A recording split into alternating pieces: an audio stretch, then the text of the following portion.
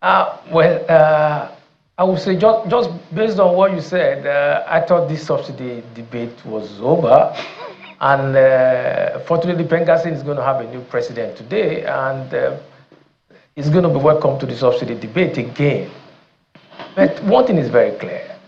Whether we go back to subsidizing petrol or we remove subsidy as we have done already, what we should be asking ourselves is the vehicle. I think that's where the problem is. The system, the structure, and the process to make sure that the benefit of subsidy removal cascade down to the ordinary man on the street. Once that is not done, then we are going to have this debate, and it's good that we're having it's becoming an issue for the 2027 election. It's going to be something that is going to be much talked about. But again, we also need to separate the grains from the chaff so that people will better understand and assimilate where we are going, and also give the politicians the issue for them to have an understanding of what it is. I think the problem we have, whether subsidy is removed or subsidy is there, is the problem of governance. So, talk to us from what you know. I mean, having been president of TUC, you have been frontal, you have a first-hand information of what the issues are as far as this fuel subsidy regime issue is concerned. What exactly was subsidy?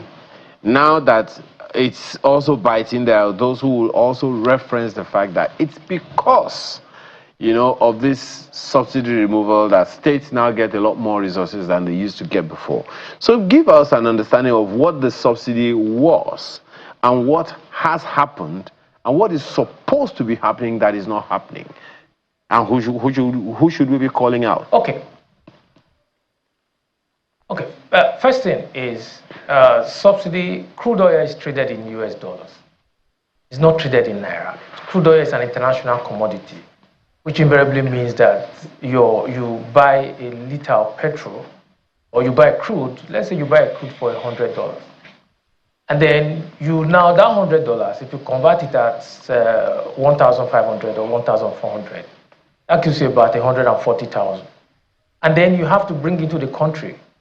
And then you have to now look at insurance, you have to look at freight. And by the time you now take away the cost, all of the cost element away from it, then that now becomes what you are going to pay.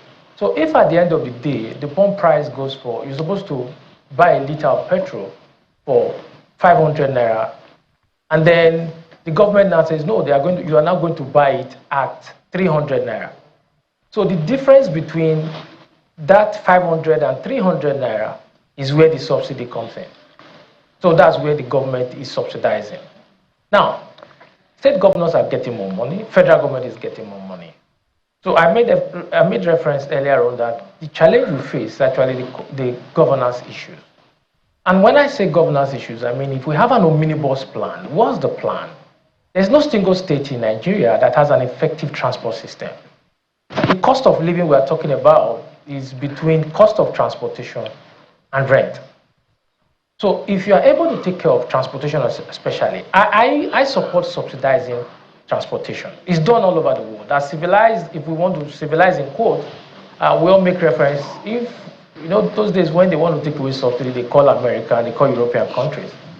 If you go to UK, for example, you come down from Heathrow, you're allowed from Heathrow, you have multiple avenues for you to go back into town. You either go by tube, or you go by taxi, or you go by chauffeur-driven car, depending on what you want. But in Nigeria, we don't have any of those alternatives. So whose responsibility it is to make that happen? It's the responsibility of the state government. Now, let me just give you a simple analysis of what is playing out now. The 5 states already, you have Sokoto, you have Cross River, you have Ogun State, you have Enugu, and I still have some couple of states that are coming up to set up an airline. So please ask me what you are doing with an airline in a country where you say 70% of us live above poverty line.